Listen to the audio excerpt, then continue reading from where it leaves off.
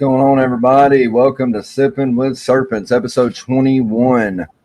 We're doing something kind of different tonight. We have plants. It's going to be awesome. Man, this is going to be fun. This is going to be fun. I don't want to fuck this up, but I'm going to try it. Floresoterika. Maybe I said it right. I don't know. What's up, Justin? What up? Not much. You know, another day, another dollar. I don't know if anybody out there has realized or kept up with stuff, but I had surgery this past Thursday, so I'm not going to be drinking alcohol tonight. I'm going to be sipping water. All right, so give me a break. I'm on the mend. He's a chicken. I'm on the mend. You know, I ain't trying to have to go back to the hospital because I got drunk and I tried to bench press 300 pounds or something. Jesus. But I got a shout out real quick from my homie Vance at Blue Zombie and the new show. We're going to get that out of the way. And then I got a couple more little ads and then we're going to bring up our guests. Y'all ready for this? Let's go.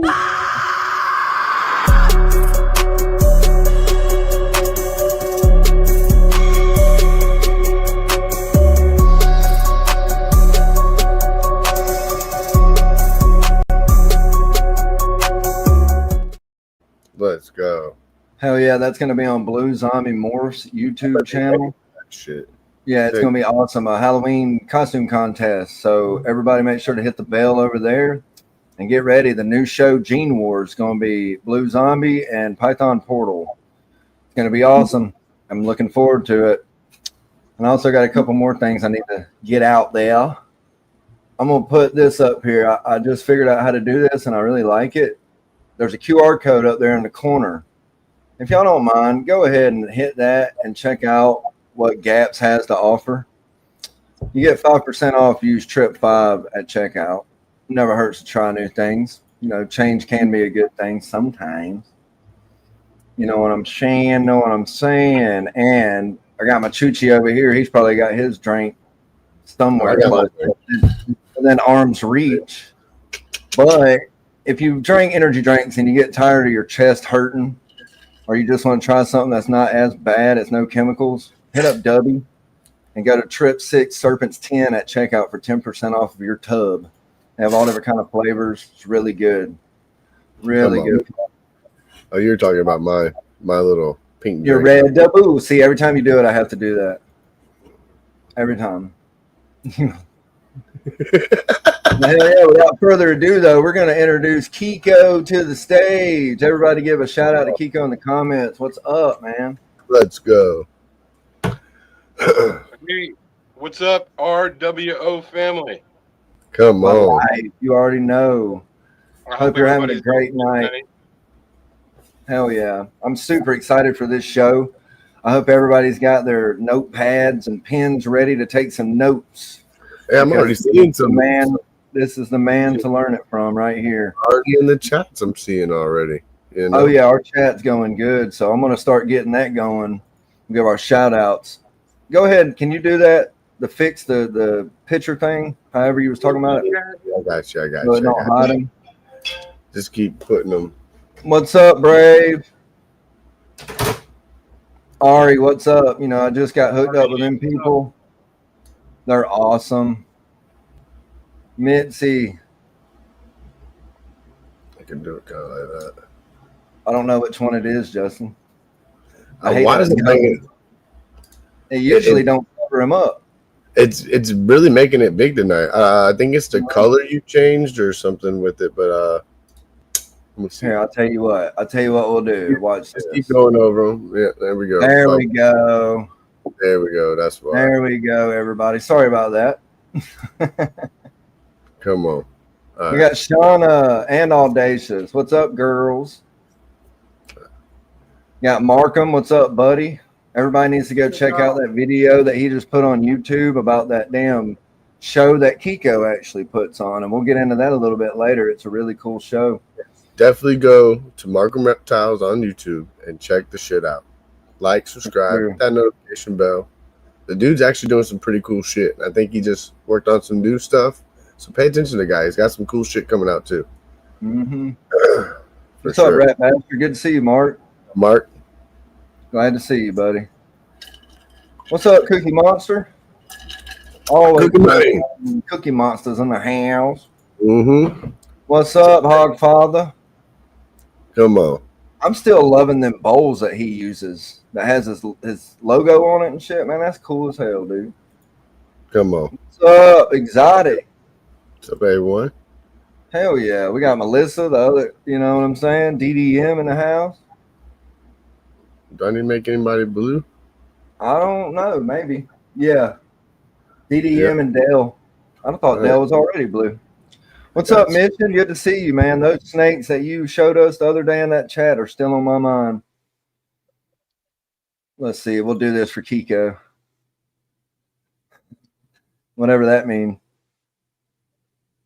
Oh, mabuhay. It's a greeting in Filipino, in Tagalog. Hell yeah. Hell yeah. But we're all caught up with the chat. So what we'll do is we will just get straight up in this. How are you doing tonight, Kiko? I'm good. My name is Kiko. I'm based out of Northern Virginia.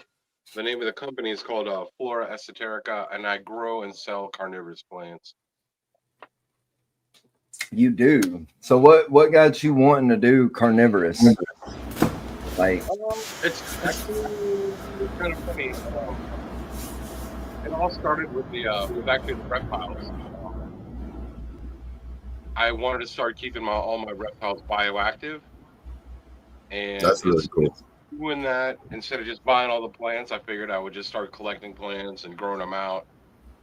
So I started doing that, and once I started getting into plants, I kind of started focusing on carnivorous plants, and then it just took off from there. So I still keep a fair amount of other plants, but my focus is pretty much now on carnivorous plants. Come on. Well, you're killing it, man. And if you look behind him, you can tell that he's doing big things. I seen that show like in Kyle's video, you know, and you know, it was a really cool show, and the fact that y'all had all those plants there really intrigued me. You know, I've been doing a lot more plants, and I really want to get into carnivorous plants. So that I'm fucking stoked to hear your pointers and your tips and tricks for how you've been so successful in carnivorous, because I know carnivorous plants are not always the easiest to do. You know, they need certain pH water and different things. And so when you started getting into it, was that an obstacle, a big obstacle that you had to kind of dial in like with anything else, or was it just kind of fluent? You just had it in you? Got that green thumb. It was just pretty much like anything else. I mean, there's definitely a learning curve. But as long as you got the basics down, it's really not too tough to grow. It's a lot of fun and it's very addictive. That's my big things. You know, it's a lot of fun. I got a good question for you. Actually, did you have to like self-pollinate some of your plants? No. You can do that. A lot of people do self-pollination. They get into hybrids and all kinds of cool, crazy stuff. A lot of the stuff that I grow here have self-pollinating seeds, like a lot of the sundews and drosera. So I don't even have to worry about that. As soon as they bloom, I can harvest the seeds and then start another batch. That's cool. Because I remember doing my squash that way. Like my squash wouldn't produce, so I had to go out there early in the morning when that flower was open, take a Q-tip and wipe and rub it, and then rub it all over the little peen things, you know, and then I'd have some decent sized squash out there and stuff. Yeah. That was a learning curve for me, like with my garden, was dealing with those plants. I remember I had to learn that to get them to produce. So it's a pretty wild thing, and that was like years ago, you know. It gets kind of crazy. I mean, it's I guess it's kind of like making a nice snake with different genes, different morphs. What they'll do is like for Nepenthes pitcher plants, for example, if you wanted to hybridize two different Nepenthes species, you can do it, but you'd have to have them both flowering at the same time. One would have to be a male plant, and the other would have to be a female plant, and then you would transfer pollen from one to the other. And then that way, the next batch coming out, that batch would be a hybrid of those two plants. That's pretty cool. Is that a big thing in the plant world, is hybridization of different? Yeah, people love doing that. They'll do it with A lot of aeroid people will do it. They'll do it with anthuriums. They'll do it with philodendron. And they do it with a lot of Nepenthes pitcher plants too. That's cool. Oh, Even Drosera, like the little sundews, they'll do hybrids of those as well. That's fucking dope. Mm-hmm. So I never thought about it like that until just now, and now I'm learning that wow, you could actually make some crazy ass hybrid plants. That's pretty yeah. cool. You've never seen the videos of people they'll splice a plant in half, two different plants, and then they'll like tape them together, or they have like it's vegetation glue, I guess is the way to describe it, but it'll clone them together. Like that's how they get what's that fruit? I've seen them do it with citrus plants and shit. Yeah, there's a lot of fruit and a lot of vegetables that they do that with. Yep. That's a different process. That's called grafting. Grafting. Yeah. Okay. But it's quite common. They do it a lot. They also do it with cactus too. Yeah, I've seen it a lot with cactus. I'm guessing green tea too, marijuana. We got lots of hybrids out there. That we all know. Oh my god! Our I would imagine that's how they do it. There's strains on strains on strains out there, guys. Yeah. So They definitely do that. A lot of cool strains that they just mix and match. Yeah, now I think it's just overdone now with some shit. You're just like, wow, like that's in everything now, like. Where's the old school shit at? Is there a plant that is overdone that you think that people overwork it and they shouldn't? Not really. So it's not like the animal game at all. Like hibernization is not even like no one really gives a shit basically if you do it or not. So it's just like a common thing. I would say it's definitely more common in plants. Cool. And I've never really seen problems with overproduction. I mean, there are. Well, no, I take it back.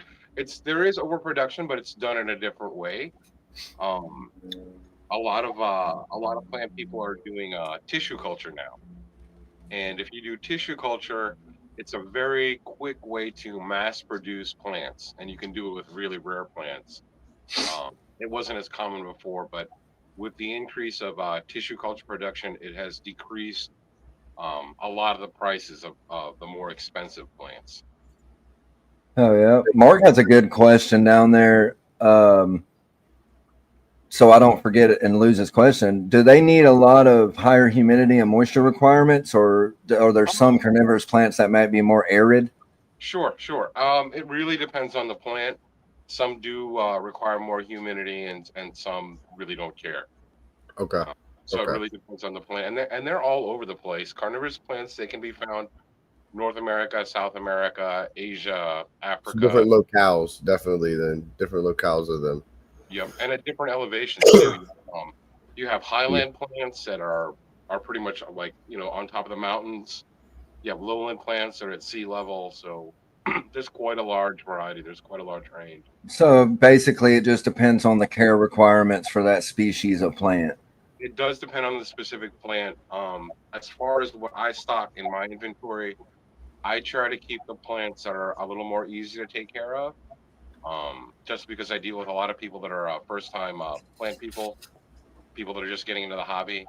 And I also take a lot of time in acclimating my plants to regular household temperature and humidity. So that I'm not buying a tent or putting it in a cabinet or, misting it every day or any of that kind of stuff. That's really smart. Yeah. Yeah, I try and make it as easy as possible for people. I want them to succeed with their plants. Are you messing with it? Well, sorry, Justin, before I forget, I had a question about water. You were talking about water and misting them and doing all this type of stuff, right?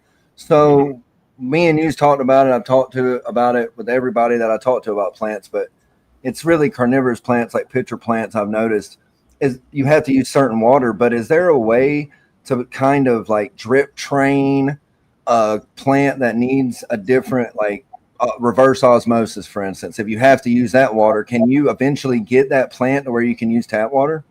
Will it make it stronger or will it always kill it? Not really. They don't do well with the tap water. Basically, it's the minerals in the water itself. That's why if you buy like spring water or bottled water, that still won't cut it because it's the mineral content. So this isn't good for a pitcher plant, just regular purified water? So Not really good. I mean, you can get away with using it, but what'll eventually happen is you'll have to repot your pitcher plant more often because the minerals will start to build up in the moss. Maybe Moss. that's what's wrong with mine. Well, mine was doing really good outside when in the when it was warmer and the rain. It was raining a lot, bro. It was killing it. Yeah, they But then love it. all of a sudden, it just stopped producing any pictures, and it was it's like stunted its growth or something. So they like it outside because of the sunlight, the humidity, and of course all the bugs. When they're outside, they're eating all the bugs and getting nutrients. So that's a good point. Do you have to go in there with a bag of crickets and feed your plants? You can. I usually don't. Use the gel tabs. I've seen the gel cubes. Have you used those? It's kind of funny. What I actually used to feed my plants, I go down to the pet store and I buy freeze dried tubifex worms and bloodworms. Hell yeah. Fish food. Yep. Basically, any kind of Yeah. fish food that's made of dried or freeze dried insects, you can crush it into a powder and sprinkle it over your carnivorous plants once a month. If it's a pitcher plant, you just break a chunk off and just drop it into one of the pitchers. And you're Pitcher. good. Right. Now I was gonna say with the water thing, I know with my garden, I went online and I got it was a filter that went to my spigot outside that hooked to my water hose, and it took all the chlorine, all the crazy shit out of the faucet water, and actually I noticed when I did that change with that filter, my plants grew like a shit ton better, Oh yeah. using that water and that filter than not having that filter on it. And that filter was cool because it lasted like so and so amount of months too. It was kind of expensive, like $40-$50, but it lasted for sure, I don't know. Have you used that before, Kiko, or no? I've never used that one before. What I actually use here at the house, I got one of those zero water filters from Amazon. Yep. It's a really low cost, easy way to do it. Okay. Mine So is that probably just hooks up under the sink or something and runs to your. Mine's Screws on the a end. standalone system. I just dump water into it, it filters it, and I just use it. It's like it's the biggest one they make. It's like 52 cups, and it supports like all of my plants. I do have. Damn, I'm gonna look into that, man. And I know you can get can't you also get a stone you just throw in the water and then the stone will filter it for you or some shit like that? I remember like there's like a little stone or a big rock you can get, charcoal, I think maybe something that you used to be able to put in there and it would filter it as well. I don't know, I could be wrong, but I haven't seen that, but some people get really lucky with their water. They get away with doing all their carnivorous plants with their tap water or well water, but usually the people that do that have a reading of 100 parts per million or less. So you get one of these guys. This is a TDS meter. They're really cheap. You can get them online for like $5 or $10, but you can test the water in your house. And if you're below 100 ppm, you can use your water. But you'll be very lucky if you're having those good readings. hell yeah. Oh, yeah. So you heard it. If y'all want to get into plants, you got to have certain things depending on the plant. You can't just throw tap water in it, and you need a tester for sure to test your water. Yeah, you can always test your water, and if you don't want to deal with testing your own water, you can just go to the grocery store, the supermarket. They all have distilled water. Sorry, Jesse, I had surgery. I guess you missed it. I've taken hydrocodone, so I'm not trying to be on here getting naked or nothing crazy, I think everybody should be blue. Oh, yeah, I just made a shit ton of people blue. I appreciate everybody in the chat for sure, man. Y'all rock. So you were doing it because I was clicking on some and they were already changing. So you must have been doing it as I was doing it too. Oh, I got you. So we're going to get back into carnivorous plants because we have some pictures for the audience so that we can go over it and different things. But as far as I know you said something about bioactive. So I'm pretty sure you can't really put a lot of carnivorous plants with certain animals because if it's big enough, it'll eat a lizard, right? So what do you recommend? Is there a species that does well with carnivorous plants, like they can coexist, or no? Not really. Not with any degree of success. Gotcha. Because I would think of it like a Venus flytrap, even if a leg or a toe or a foot of a big. Oh, bro, I've seen videos lately. Now that I've been looking at it on Instagram, they'll have this dude feeds his big ass Venus flytraps big ass spiders, like black widows and shit. They're huge with big ass booties and everything. And those Venus flytraps, I mean, they're probably not this big, but they're definitely big enough to eat a fucking little mouse. So Right. aside from the obvious problem of the plants eating whatever you put in that enclosure, the other main problem is most terrarium plants and regular general plants use a potting mix that is rich in nutrients and fertilizer. And all of Fertilizer, okay. those things will kill a carnivorous plant. So if you wanted to do it, what you'd have to do is find a way um, to separate the soil and really like separate it from the rest of the soil in the terrarium. Like put it in a different pot or something and really keep it separate. Well, Mom, this is your guy. Tell Daddy he'll ship it to you. Tell Daddy to buy you one. Yeah, I ship everywhere in the United States, even Alaska and Hawaii. Just you can find me on Facebook and Instagram. Just hit me up. I'll hook you all you guys up for sure. Hell yeah, you do have some Well, badass plants. that's my old lady, Kiko. So I'll definitely be hitting you up on some plants. She's the RWO mom. I call her Mom. Yeah, I've been wanting some for sure, and I think you're my guy. I'm going to be hitting up real soon for some plants because I also want a couple money trees. I want some, I want some other stuff from me. I got a huge money tree outside, dude. I'm so happy about how big it got. Like I got it as a cutting. I work on base, and there's people that have plants and shit, and they'll let you get cuttings. So I took a little cutting of a money tree, right, and put that shit in there, and it just fucking took off, dude. I put it in a bottle of water, and it fucking started rooting, and now it's goddamn massive, dude. I'm so happy about it. It's a lot of fun, man. Growing plants, it's really rewarding. It's very relaxing. Oh yeah, extremely relaxing. We have some plants now, Jesse. We got some plants. No, y'all do have some cool house plants for sure. Yeah, I got some cool house plants. I got some palms and like this other crazy one that's got some long big leaves and shit. They're cool. Man, Justin, where you are, you can grow all kinds of cool stuff. Damn, we lost him. He usually don't jump. Something happened. But I guess while we wait on him to get back, I want to show these people these pictures of these pistils and all this shit, like the pistils on these leaves. Oh shit! Now we lost him. What's going on? I don't know. It just kicked me. That was weird as shit. That's weird. Sorry, really Pico. Weird. Come back. What happened? I don't know. It kicked you, and then you came back, and it kicked him. As soon as I got on, it kicked him. Oh well. That was strange as shit, though. Well, here he is. Yep. There we go. That was weird. Sorry about that. You didn't kick right after, Kiko. Justin fucked it up. I didn't touch nothing, I swear. So we're gonna get into some plants real quick, man. I want to show these people. Crazy. It is crazy. So do you want to explain what this is and how it works and everything? Yeah. So that family of carnivorous plants are called Drosera, also known as sundews. And basically that stuff that you see on the leaves that looks like dew, that really glistening stuff, it makes it look all icy. That's the glue that traps all the insects. So when the bugs land on that, they get stuck. But that glue also contains an enzyme that breaks the bugs down into protein for digestion.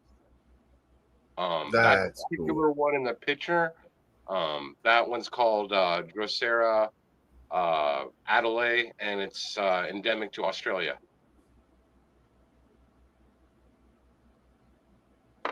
That's crazy. Mm-hmm. I like how the dew, like you said, it will break it down and everything. So it's like, that's pretty cool.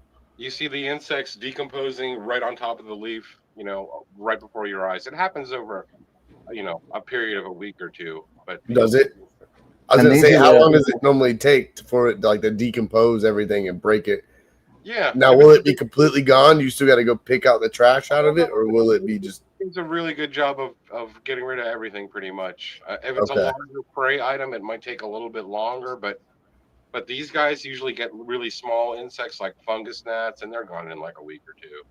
Hell yeah! So this is a different I guess same species, different plant. Yep. That's the same family. That's also Drosera. That one's called Drosera burmani, and that one is, I believe, from Australia. Mm-hmm.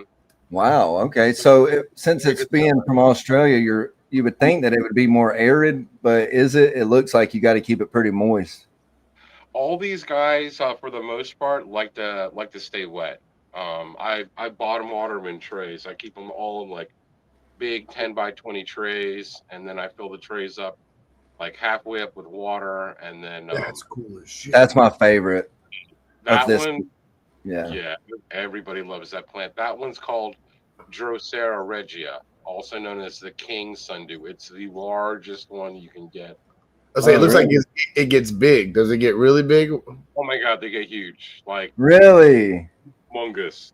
Those are from South Africa. Oh, that's cool, man. No, Yeah. that's my favorite. Like I you want can one of tell those. the pistil. I guess it's called pistils. I don't know why I keep calling it. I guess because pot. They're called pistols when they look like that. But hmm Trichome. they look trichomes. They look like they're sticking up really high. Like you said, the king is the biggest one. You can tell just by looking at those. It seems like that Those get monstrously huge, for and you can sure. see there how they grow, all the leaves unfurling. See, that's That cool. one is that's another sundew. That one's called Drosera aliciae. Um, that one's a really pretty one, very popular seller. A lot of people like it because of its symmetry. It has that cool like radial pattern to it. Yeah. So are these what on the scale of 1 to 10, or let's do 1 to 5? What's the difficulty level on these? So the one that you guys like, the Regia, that one's a little bit trickier than all the other ones. This one? A little bit trickier. It likes a little bit cooler temperatures. Okay. It likes cooler temperatures and bright light. Okay.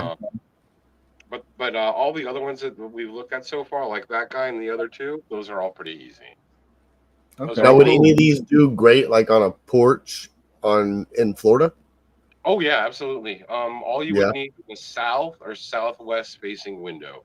Oh, bro, they could eat the hell out of some mosquitoes, I bet. Oh my god, yeah.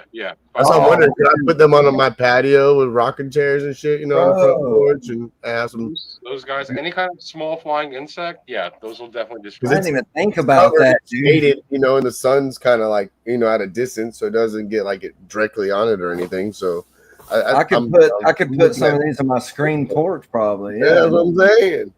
A lot of I hate people have mosquitoes. fungus net problems with their own personal houseplants, or even like reptile collections if they're doing bioactive or things like that. A lot of fungus nets. You just park a couple of these like strategically around the room wherever you're having the insect problem, and they do a pretty good job of mitigating that problem. So they could also do pretty good indoors then, like 75 degrees with just some good LED lights. Oh yeah. If you look at like behind me in my grow room, all these plants here are grown in a basement under LEDs with no windows. Okay. Yeah, that's what I use. You can't really see it, but I have the LED, the full spectrum LED for my plants over there for sure. Yeah. You showed me your setup over there. That's perfect. That's all you need. That's it. Those are going on top of my back in here, No, you could definitely put some on your top of your racks, like some of these other ones that we're going to do too.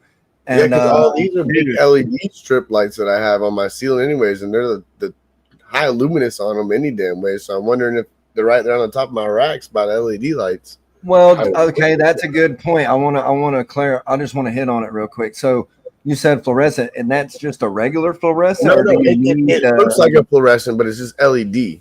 It looks like it. I mean, LED, yes, LED. So does every LED have every spectrum of light? Is that why you don't have to necessarily buy a grow light?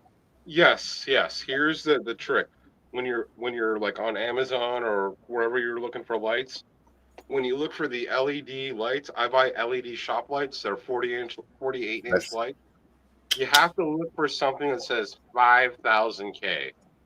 If the temperature reading is 5,000 K or higher, that's perfect for plants. Okay. I mean, for these 48 inches that you see behind me, I might spend like anywhere between $25 and $30 per unit. Yeah, and they last for decades, right? I mean, they're LED. And you buy the right ones, you can daisy chain them together. That's how mine is. You can hook a bunch of multiples off of that one run. pretty cool. And they don't take a lot of energy, right? It's No. LEDs are low energy, low cost. So much better than the old days when we used to use Halogen, highlights. sodium and shit, yeah. These High pressure sodium. You touch that motherfucker, it'll explode, dude. right. So I'm at 10,000 luminous. Is that good? These are so much easier to work with now. The LEDs are cheaper, they last longer, less power, they don't get as hot. They're really Lumens. He said he had 10,000 lumens. Is that enough for him to have plants in there? 10,000 lumens. It's not really a matter of the lumens, it's more of the light temperature. Is it the K? Is it the K? Because it's at 4,000 K. So you need 1,000 more. You need Okay. 5,000 or greater, basically. Okay. But Justin, like I was saying, the grow light that I got was $25 at Home Depot, and it's an actual grow light, and it's only like so big. I mean, if you had to have something like shop that, lights above me. If I just gotta up my shop lights a little bit and just keep my normal shop lights, that's true too. Yeah, dude. That's just true get a bunch too. of those shop lights that are 5,000 K, link them together, and put them on a timer, like a 10, 12-hour timer, and you're set. It's like fire. Yeah. All you have to do is just water them like once a week or whatever your regimen is. It makes it. And these are my favorites. These are I bought one of these in the SR the Sear show in fucking Atlanta. Was it the first one or second one when I met you up there, Justin?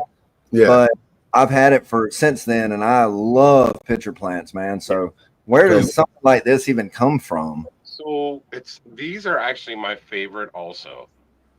They're called Nepenthes, and they're from Asia, mostly Southeast Asia. A lot of them come from where I'm from, or my family's from the Philippines. That's cool. Really, really cool plants, and that's the same, like the same exact species of them that I have is that. Heck yeah. Okay.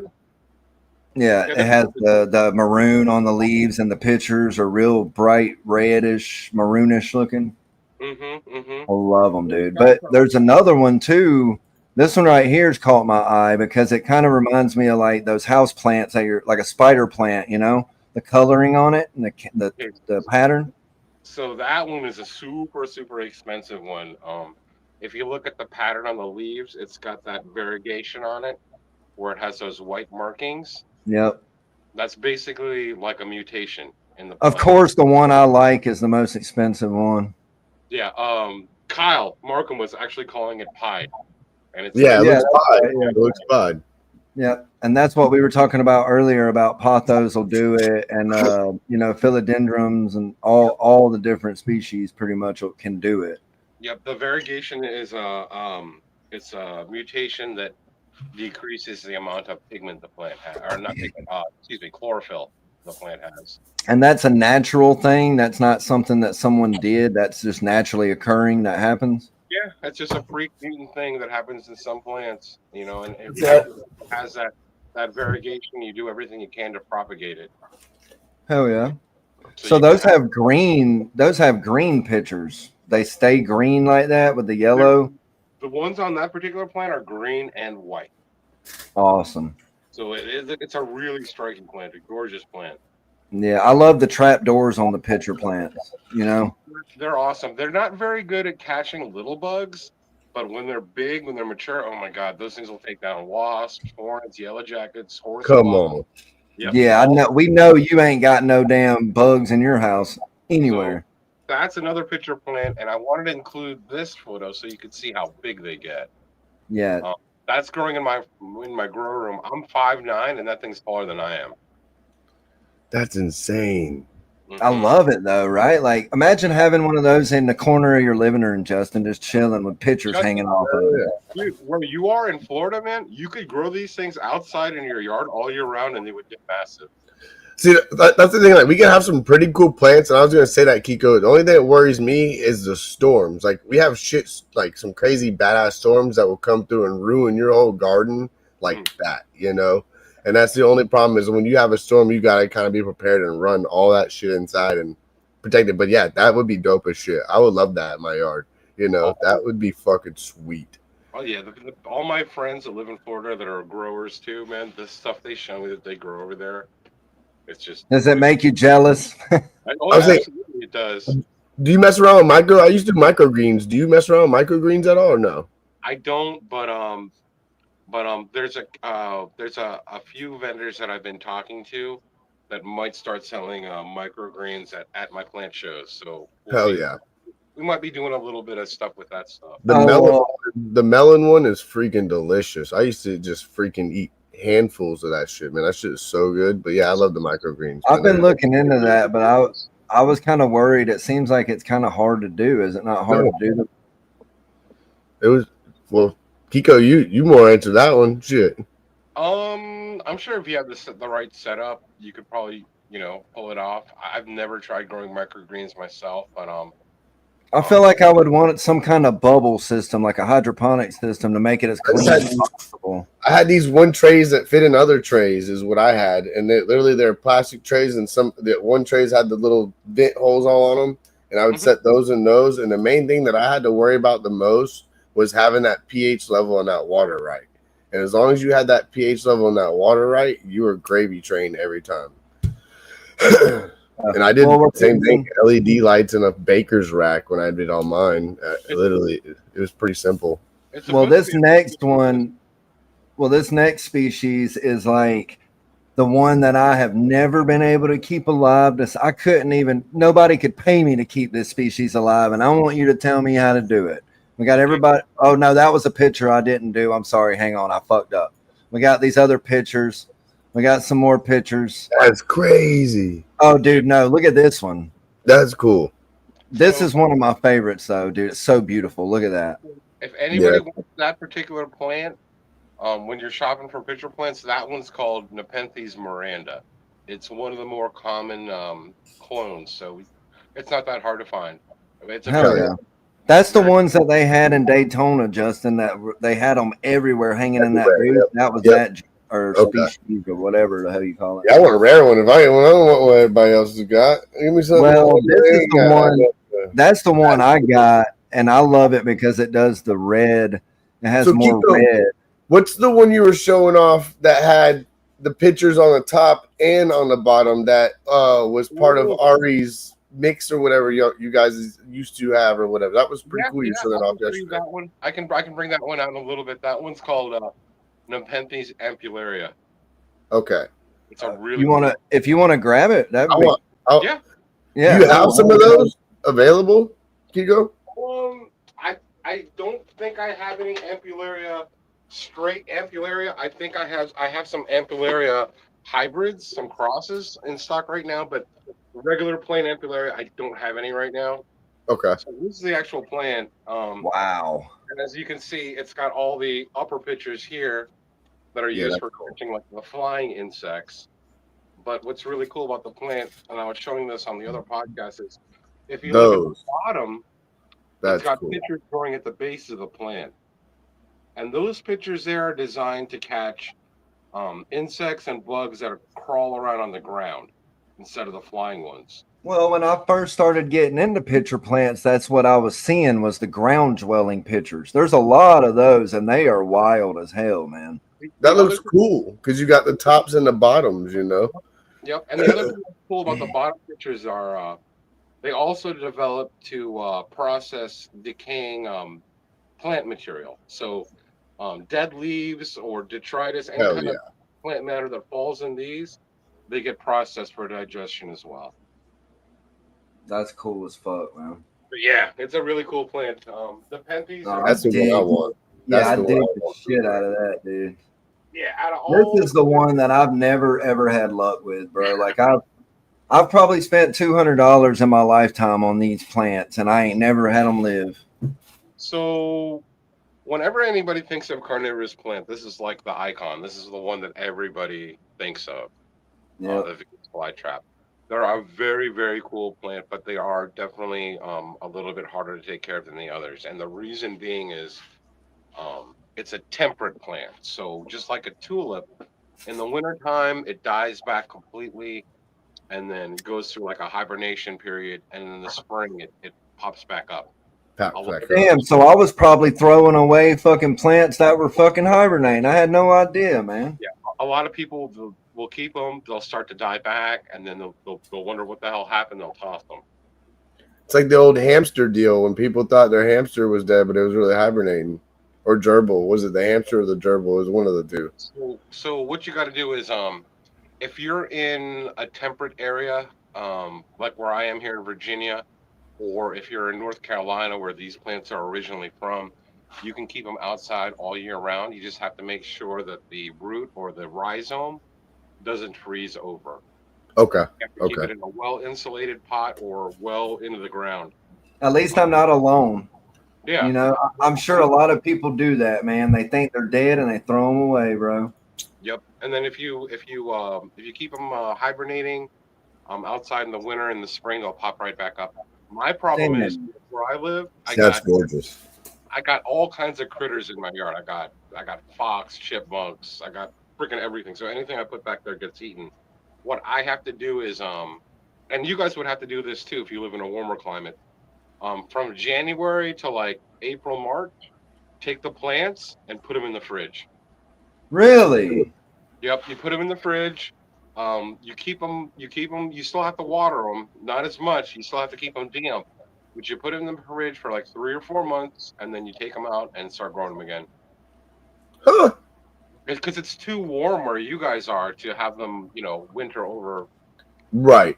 Well, yeah, like in Alabama, we don't get a freeze like that for them, so of course you got to put them in that freeze like that for them. Yep. Well, Nick in Alabama definitely would get the freeze. I would. Well, that's what I was gonna say. Like in Alabama, I would probably still have to do it to an extent because it might get 30 degrees, but it only gets 30 degrees for an hour, and then the daytime it's 80 degrees.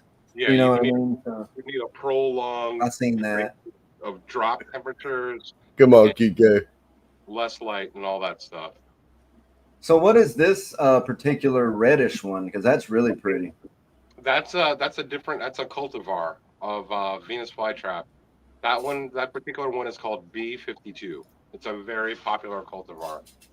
Just like with the snakes and so forth, there's a lot of different mutations in the plants, and when you have a different mutation, of course, it will exhibit different visual traits. The visual traits for B52 are the size of the traps and the color. Okay, that makes sense. There's like all different ones. Like I have another one here. Let's see if I can grab one. That's gorgeous, though. That's pretty. I like that Venus flytrap. The first one, Nick, that you liked is cool, but that one's I feel like that's the other one was cool.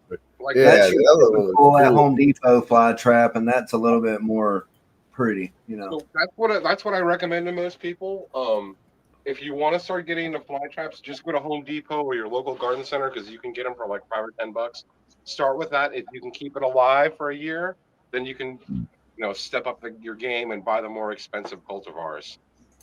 Oh, I thought you had something you wanted to show. My bad. Yeah. Oh yeah, go ahead. Yeah. This little guy right here is called Ghost, and what it does is when it gets mature, the traps they turn almost pure white in color.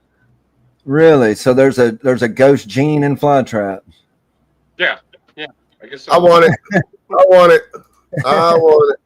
But yeah, it'll turn almost pure white. Look at that.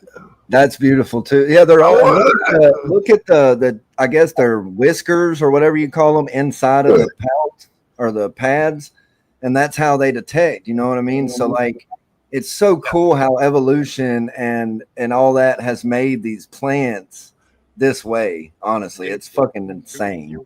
You hit the nail on the head with the whiskers. There's actually, if you look at the trap itself, there's three trigger hairs inside the center of the trap. My bad, Eastern They have to all be hit within a certain amount of time in order for the trap to close. And the reason why it does that is when these plants are in the wild and it rains, that trigger system keeps them from closing when the raindrops hit. Well, I'm sure it takes a lot of energy too. If they were to do that, that's a lot of energy that they're not getting nothing from it. So absolutely. So they don't want to close unless they absolutely have to. So that's how they know the difference between a live prey item and the rain. That's a good question, Kat. I want to know too because I love black plants. So you keep any black plants?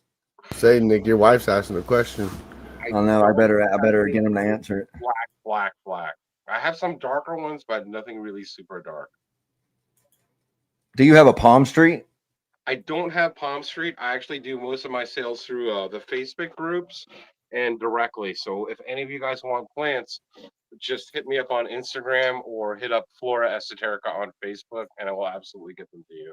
One of our loyal chat members will be happy to put your link in the chat. So everybody, when that happens, go ahead and click that and give him a follow and buy some plants, man, because he's the man.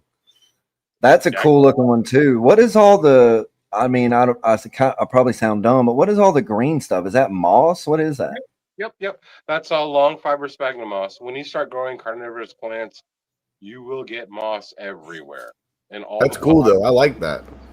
It's really cool too because if you keep reptiles too or other terrariums and things like that, you can always harvest the moss and use them for your terrariums. For sure. And I feel like the moss. I feel like maybe carnivorous plants they have that moss because it's a way for them to keep moisture. It does keep a lot of moisture, and just inherently because of the way the plants are kept, any moss spores that are floating in the air, once they land on that substrate or whatever you're growing, and they root, it just takes off. Come on. These are really cool too. Bladder warts. Those are definitely a favorite. So they're a very unique plant. What they do is they eat all the microfauna that lives underneath the surface of the soil. So nematodes and any small microfauna, any small insect or anything that lives under the surface, they eat them. Yeah, because you look at that and you kind of think, how the hell can that eat anything? Because it's very different, dramatically different from something, let's say, a tulip or a fucking, a fly trap. It looks completely different, like it's pretty insane. And this picture right here, I'm really curious about, is that they're just really small? It looks like roots. So this picture here I wanted to include because this will explain to you the trapping mechanism. They're like little trapdoors underneath them then. Yep. If you look at the root system, those little beads, they look like little grains of rice. Those are actually the trapping mechanism. They're little bladders that open and close. When they open and close, it creates a suction, and that's what sucks all the prey items into those little bladders, and that's how it eats. Dude, I'm loving this, Justin. This is probably one of the funnest episodes, dude. Those are really cool, man. The suction action that it takes when it eats an insect or a prey item, it's actually the fastest plant in the whole plant kingdom. Really? Mm-hmm. Wow. This is a cool one. And and the other nice thing about the bladderworts is they make really cool flowers. I was going to say, that's got the flowers on it. That's beautiful. Yeah, that's beautiful. There's also these that have pretty cool like flowers we'll get into in a little bit. They look like flowers, but this is just the same thing, just different, I guess. So that one there is called pinguicula. The common name is a butterwort. Those are also very good at catching small flying insects. They are from actually they can be found in Central, South, and North America. The ones that I keep are mostly tropical, but here in the U.S. there are some temperate species, temperate varieties of that plant.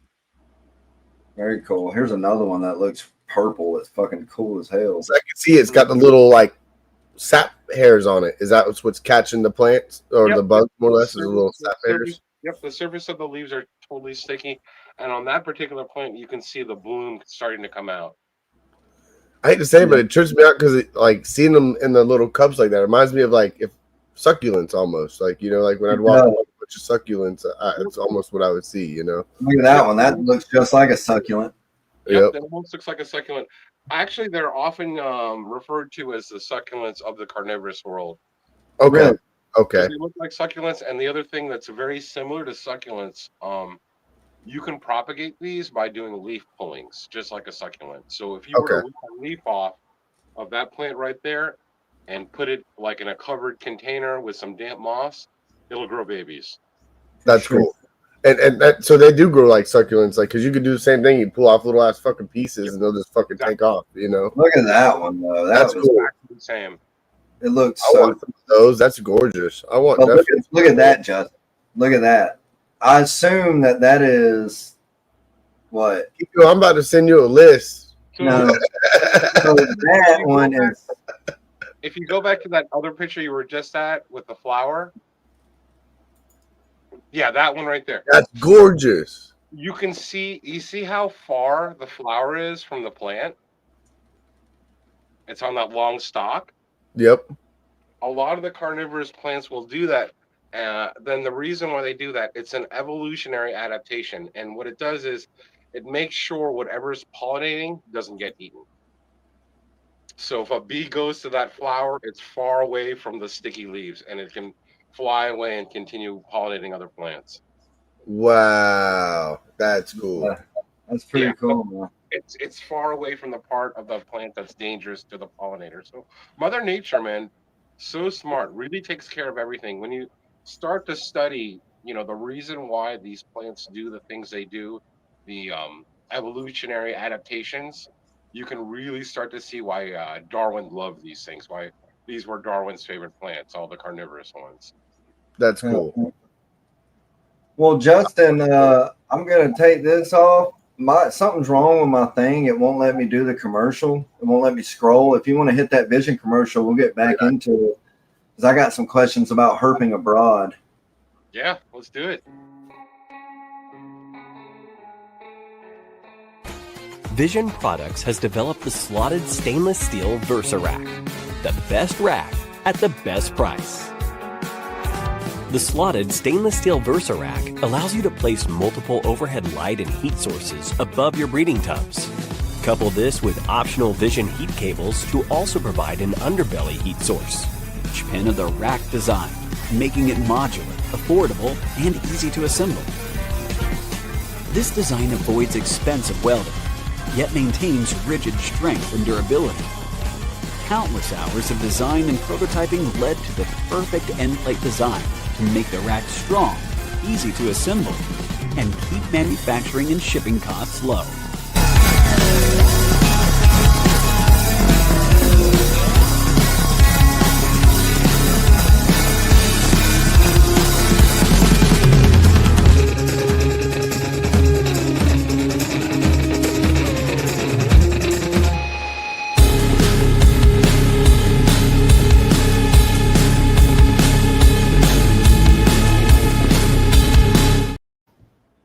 Come on. You already know what time it is. Go down there to www.visionproducts.us.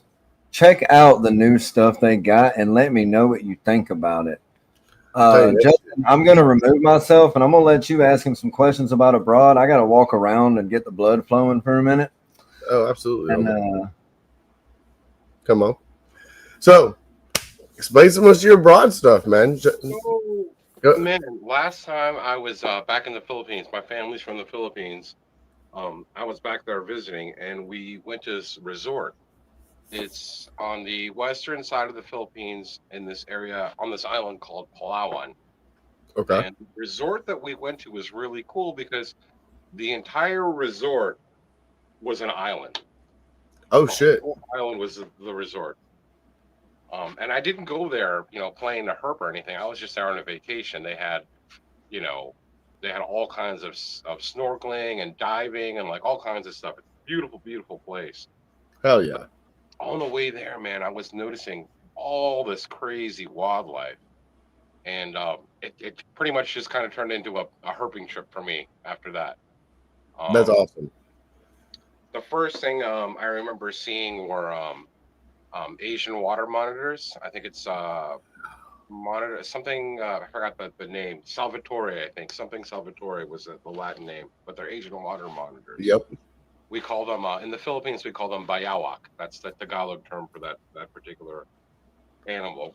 We saw a ton of those things. I mean, and they were everywhere on the resort. We saw them like under like little bridges, and it was crazy, man. I Just saw, hanging out, more or less. Like, we have iguanas here just hanging out. They're just everywhere. dude, I couldn't believe it. As soon as I saw it, I knew what it was. I went to go grab it, and I ended up chasing it into the jungle. I didn't catch it, but yeah, yeah. That's I saw, crazy. I saw reticulated pythons in the wild. What? Yeah, it's an amazing place. Another thing that I saw was really cool is one night when I was on the resort at dusk, I was looking off into the sunset, and I saw what I thought were birds flying in the distance. I found out later they were actually fruit bats.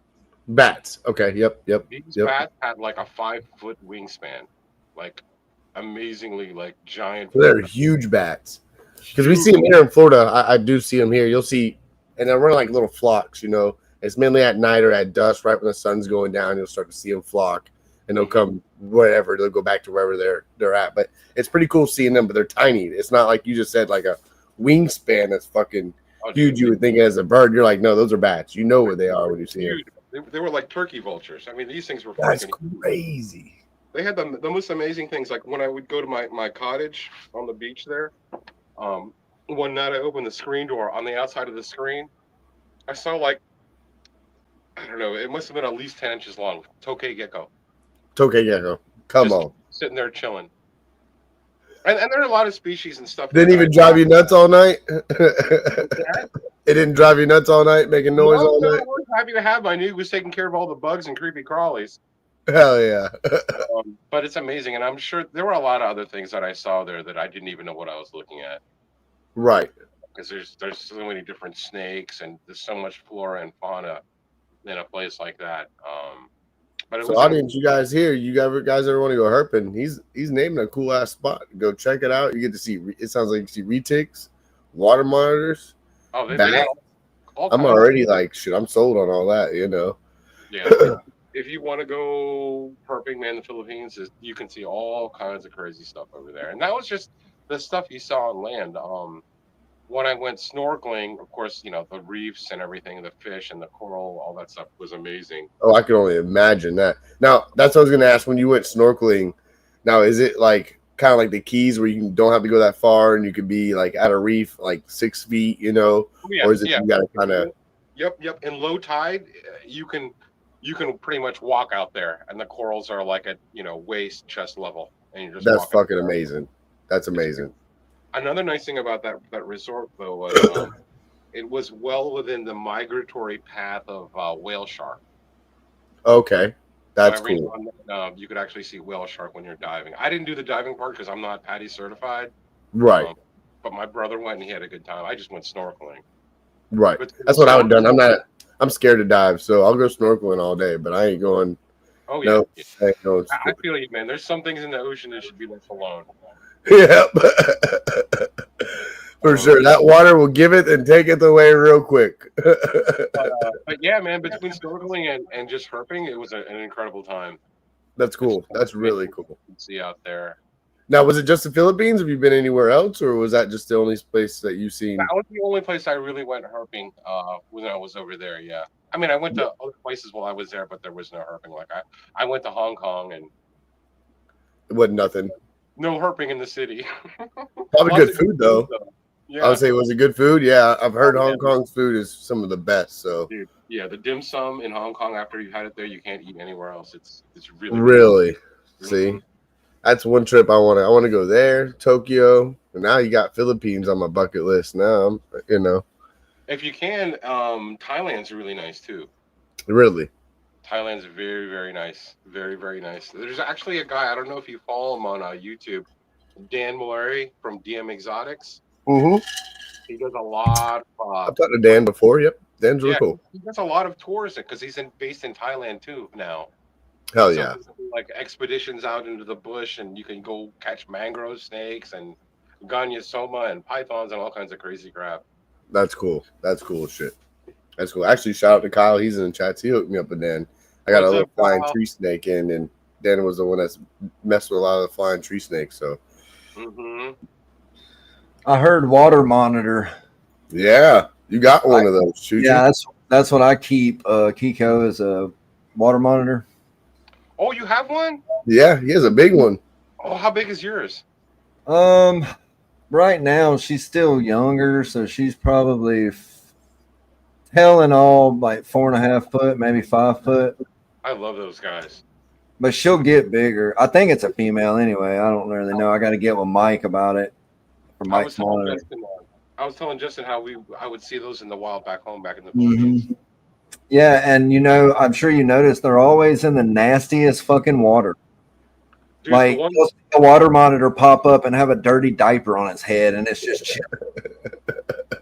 a lot of the ones that I found were like underneath bridges and underneath logs and stuff like that. Hell Just like yeah. sitting in like crazy positions and like nasty places. Well, that's the thing, right? Like I'll do my water monitor. It has a big ass, like the deepest, biggest concrete tub you can get, and I put a drain under it so I can just turn the valve and let it drain out. And it's outside, but so I'll fill it up, I'll clean it, fill it up with water.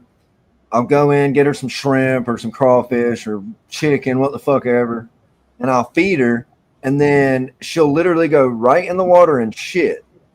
And just dirty it the hell up, bro. Like it's disgusting, and it smells like raw sewage. Oh, it's And then I'll dump it, and then the next day I come out there, it's filthy again, and she's laying in it. You can't get her ass out of it. Mm-hmm. I've Like, I like my poopy. well, I think they do it. Honestly, I think that animals that are nasty like that, they do that for reasons. I think they probably do it. So shit won't fuck with them. You know. Well, think about it. You walked up and smelled it and it stunk, and you didn't want shit to do with it. Any other animal ain't gonna walk up and gonna smell it and be like, "Fuck that! I don't want shit to do with it." You know. Well, speaking of reptiles, what do you think about the overlap in plant and reptile? How do you see that coming about? Because like me, I do snakes, but I'm getting into plants because I've seen it firsthand.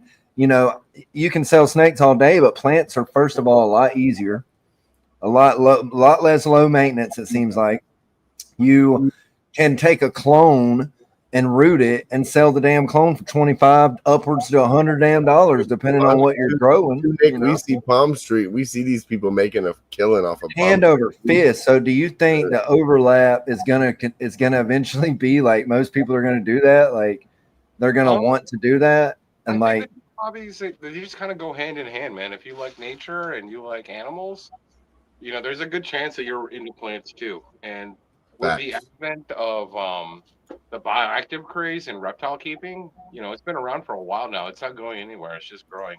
More and more keepers are bioactive. So that's a whole big part of it. And I understand it's not for everybody. Obviously, if you guys are breeders, it's not feasible to keep Kiko needs to be on Palm Street. The amount of space it would take, the amount of money and energy doesn't make sense. But if you have like one or two animals, a smaller collection, bioactive is a really nice way to go.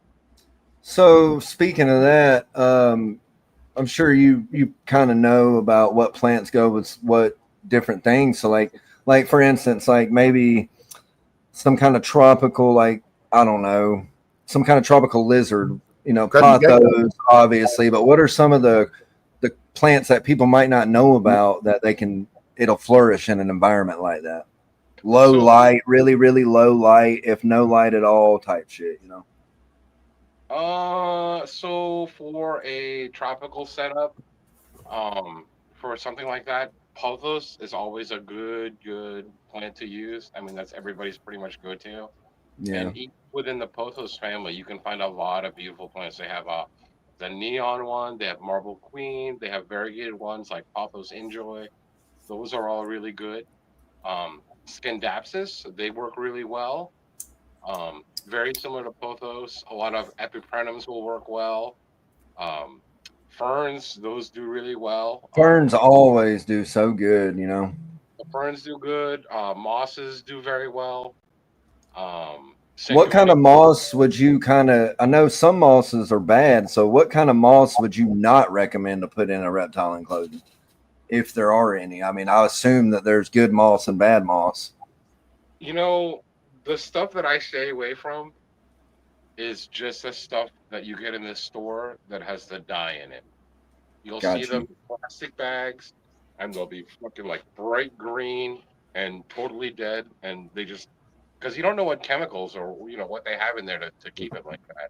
Not like that, right? Moss, if it's a live moss, you'll generally be okay.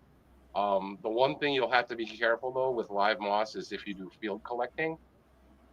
If you do field collecting, you don't know what's inside that moss if it's been outside. If there's any kind of nematodes or bacteria, you don't know what you're bringing in. But if you're like me and you grow all your moss indoors and you're just harvesting it from your grow room, from your collection, you're pretty much on the safe side. Okay, so it's basically depending on how you get it, where you get it from, type thing. Yeah, stay away from that fake stuff. for sure. Stay away from the big stuff. And actually, if you do field collection from us, there are ways to clean it. You can soak it in water in tubs. And that's what I was gonna say, Kiko. You touched on collecting field moss, and when I did my water monitor enclosure outside, I built a rock waterfall and put a pump in it and everything. But there's a river out where I work, and there's a concrete wall, and that shit grows thick and everything. But I did take it and put it in a bucket of water, clean water, and submerged it for like days. You know what I mean? Like, do that. See all that shit coming to the top, for sure. And I was gonna say, explain the nematodes, because you did say the nematodes, and actually I had a couple plants get those, and they're a little pain in the ass because they're like little dots that'll eventually be all over your plant. Correct? The nematodes are the worms.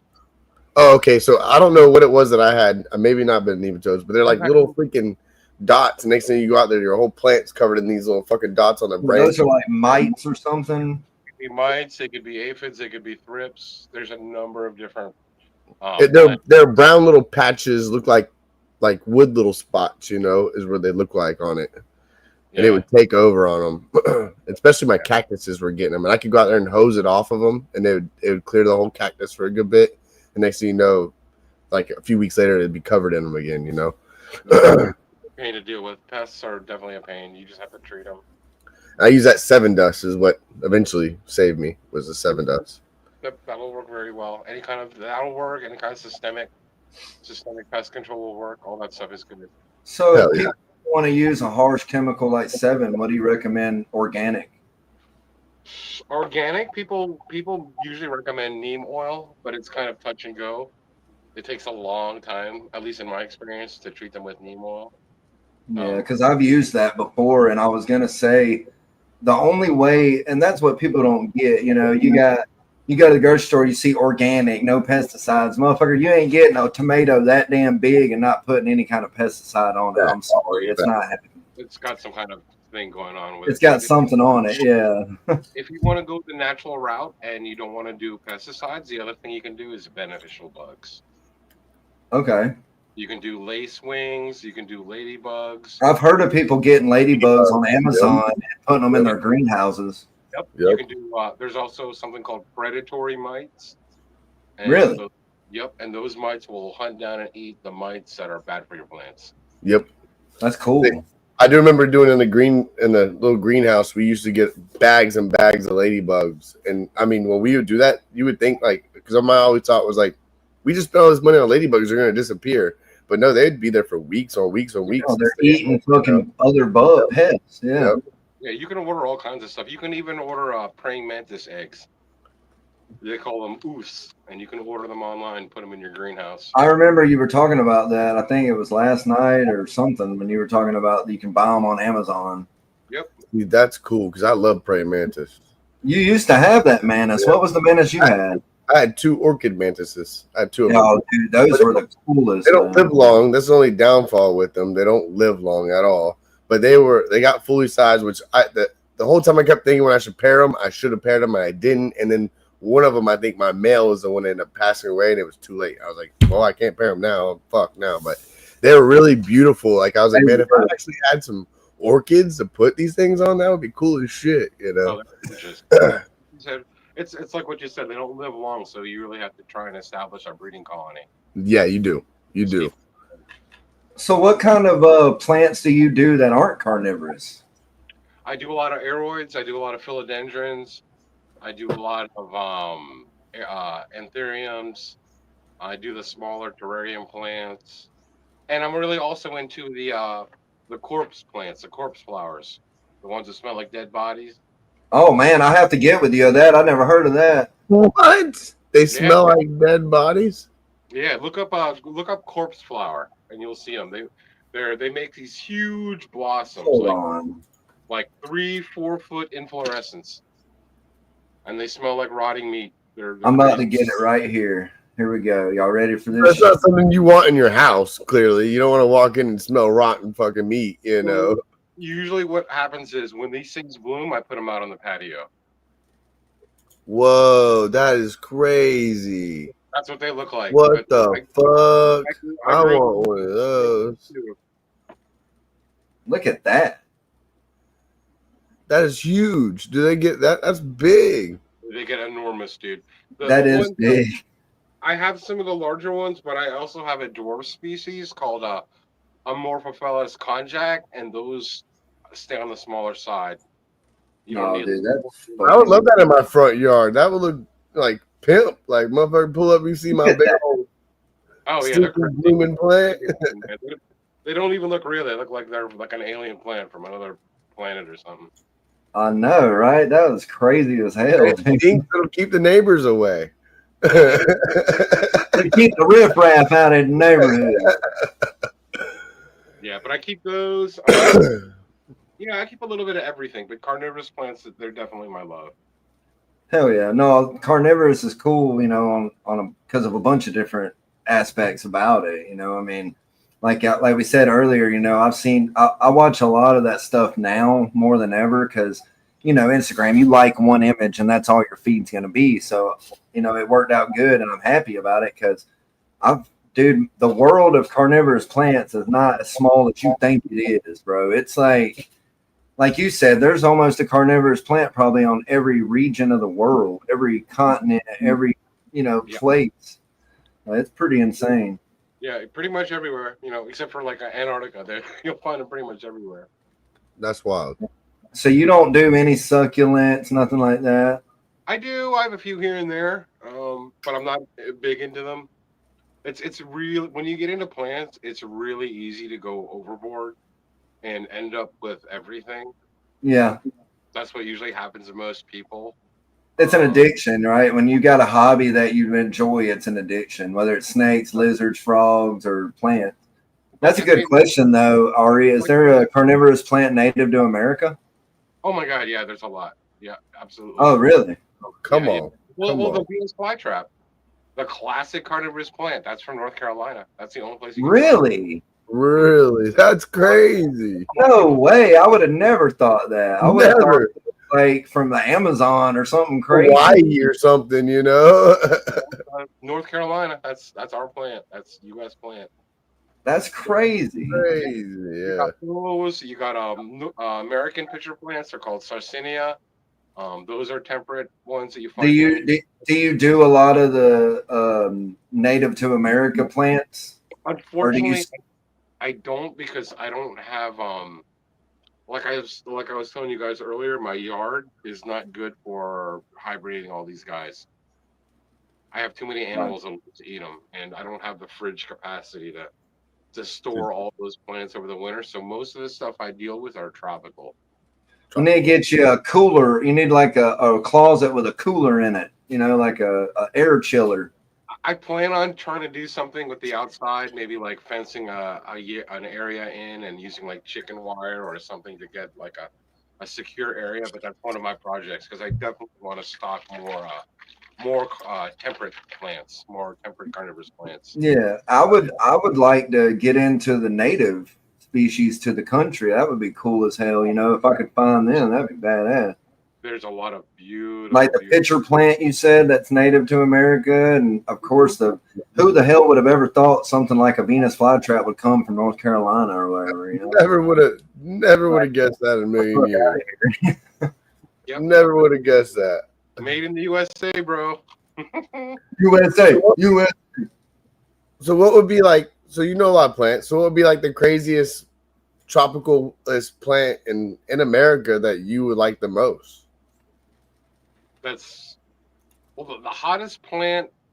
Well, one of the hottest plants out right now are Monstera. There's just one called Diabolica. It's a I know that.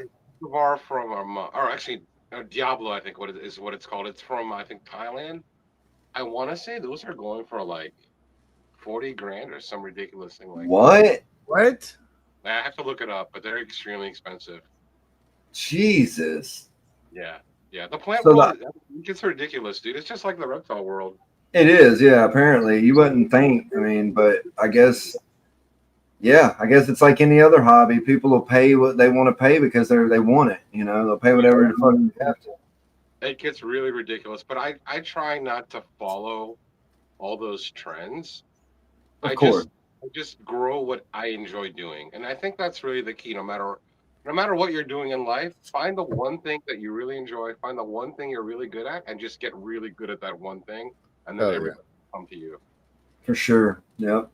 No, Like that's a with great piece of advice. I'm sure it's with ball python, and there's so many genes out there, right? But if you're focusing on a specific group and you get known for, oh my God, that one dude, he's producing the best, whatever, or they'll start looking for you.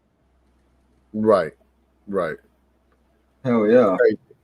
So, what do you? I guess that answered my next question. I was going to ask, what do you recommend for someone getting into it? But so, what would be like the perfect starter plant for someone that has a black thumb? That's the kiss of death to plants. So perfect starter plant, I would go with either the one that we've been talking about all night, the pitcher plant, the tropical one, the Nepenthes, or something like this, like a sundew. These Okay. are very, very good starter plants. They're very inexpensive. They're like $10 each. They're super prolific, super easy to take care of, and they catch a lot of bugs. Hell Okay. yeah. And that would be, do they get big or do they stay kind of They'll be petite? about the size of a softball Okay. when it's fully grown. Okay. And those catch mainly, like you said, small flying, like mosquitoes, gnats, and stuff like that. Mosquitoes, gnats, pantry moss, fruit fly, all that kind of stuff. But the other easy one to get, is the Nepenthes, the pitcher plant. Those are easy to get, and as we saw from the photos earlier, man, they get huge. Hell Oh, yeah. yeah. I know. I saw pictures at that show. Some of the pictures on that plant were like this damn big, dude. I was like, if a small cat got in there, it's done Dude. for, you know? Yeah. In the wild, sometimes frogs get in them, lizards get in them, even small marsupials get in them, and they just perish. Do you ever have to fill up the tulips with water? Do they ever dry up or? No. Actually, it's funny you should mention that. When you look at, let me see if I can find a good example. When you look at one of these pitcher plants and you see that little lid on the top, Yep. Yeah. it doesn't open and close. What it actually does is it prevents the rainwater from entering the pitcher. No shit. Because if this pitcher gets filled with water, it dilutes the enzymes in the pitcher, and it makes it harder for the plant to digest. So what does it mean if you have pitchers that don't have any liquid in it? Eventually, if the plant is healthy, it'll produce its own liquid. Okay. Okay. Because I know some of my pitchers, they wouldn't have any liquid in them, and some of them would have half of it filled up. So I didn't know if it was something, I was doing wrong. I'm sure it was. If it's healthy, it'll start getting liquid in there. And with yours, like I was telling you earlier, just give it a good repot with long fiber sphagnum and perlite, and just bump up the light, and you're going to get pitchers. That's the number one cause of lack of pitching is the light. You just need to bump up the light a little bit. That's all. Bump up the light. Come on. Yeah, great question. So if somebody was wanting to buy moss, do you sell moss? Yes. Come on. Absolutely. Come on. Yep. Very cool. So did you see those Bueno Mulatas? Did you look those up? Which ones? Those Bueno Mulatas? They're called Bueno Mulatas. Oh, the peppers? Yeah. I saw them. I saw them, but I don't grow really any peppers. There's a couple vendors at my plant shows that do bring edible plants to the show. Hell yeah. No, those were really, I grew some of those in my garden, and they were freaking the craziest looking pepper, and the most colors that it threw off was insane. And then when it ends up as like purple, like the Peruvian pepper.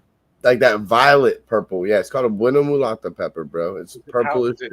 And they're actually kind of hard. My old neighbor, she was like from Asia or something, and she grew a bunch of like crazy melons I've never seen in my life before, and she makes soups out of them and stuff. But she brought me those, and she's like, look, these are hard to find. These are from my country or whatever. She got them from a friend or something like that. And I was like, well, okay, cool, I'll grow them. And I can tell you that pepper was cool as shit watching it grow, and it tasted great in some food. So you still have it? But it was cool. Like I said, the colors on it was what blew my mind. I've never seen a pepper throw any colors like that. I was like, holy shit, what the fuck is going on? What am I growing over here? What does this lady give me? You don't grow them no more? No, I have a bunch of the seeds though. She gave me a pack, and I still, and I've been thinking like, I'm not just gonna give those to some friend and they end up throwing them away or something. I want to give them to somebody that's actually gonna grow them and keep on doing it more or less. We love melons of all flavors. She's probably growing bitter melon. Yep. Yep. Bitter melons. Yep. They're big. They were huge. Yeah, it was crazy. So this is a reptile show. Do you keep reptiles? Oh yeah. I've been keeping reptiles since like the late 80s, early 90s. Nice. What do you keep? I like everything. I love colubrids. I love colubrids. Come on. Monitors. I got a bunch of tarantulas. But yeah, I'm still into reptiles without a doubt. Hell yeah. Like you said, it goes hand in hand. Yeah. You have any monitors? What kind of monitors you got? Well, I used to have a water monitor years and years ago, and I had a Savannah too. Hell yeah. Savannahs are pretty insane. They're pretty intense. They kind of got a good attitude on them. Yep. Nope. Like a water monitor, eventually it'll grow to love you. Like in my water monitor, she wants me to touch her. With her, but like I'm gonna be sitting here in the dark in a minute because all the lights are shutting off in the grow room.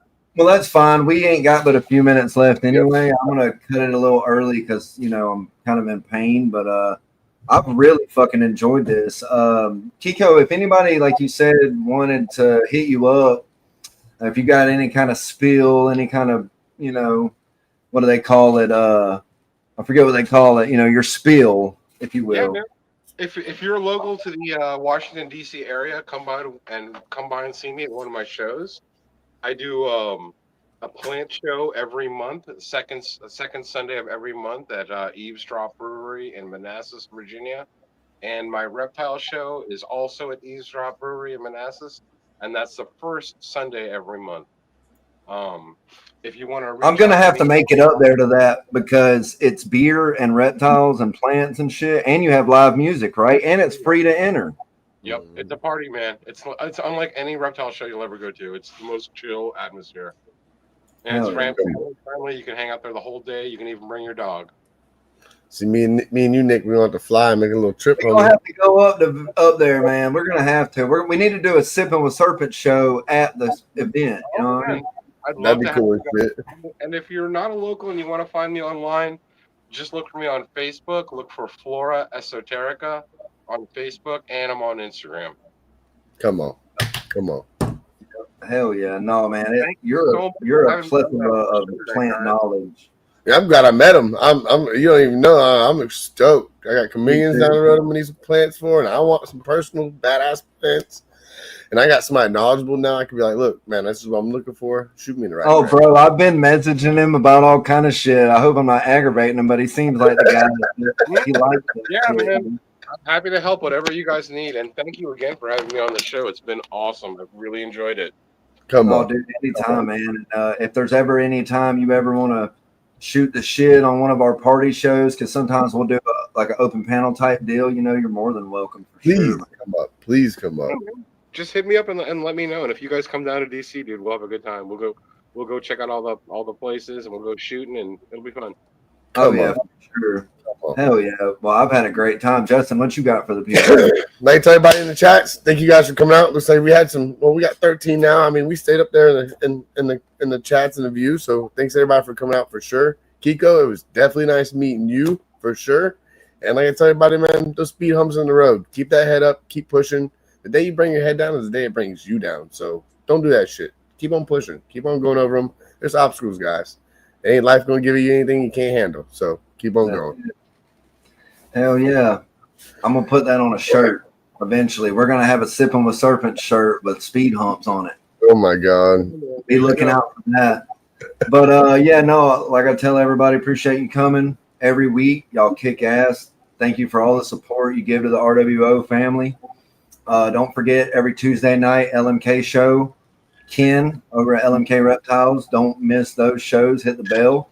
You got the RWO broadcast channel now on YouTube for every Thursday night for the RWO show. You might want to go hit that bell if you haven't. And Saturday, you got Blue Zombie Morse on the Thunderdome. Then right after that, you got the Sippin show right here. So next week we got Nick Mutton coming up. So we're going to be talking about some snakes and some cool snakes. And I heard Chuchi today. I talked to Currywood today, and Chuchi said they're coming too. So Are they coming back on Sunday? Yeah, pay attention on Sundays, guys. I Okay, think the Cut Up Boys, they like to take their hiatuses. They like to cut up and get cut up for a little bit, you know. It's always a good time. I miss their show. I do. I hate that they do that. But Kurt, if you're watching, get on your game, bro. Quit slacking. We miss you. Come on. But hell yeah, Kiko, it was a great time. And I have one more piece of advice for everybody out there. Remember, if you lift heavy objects, lift with your legs. Good night.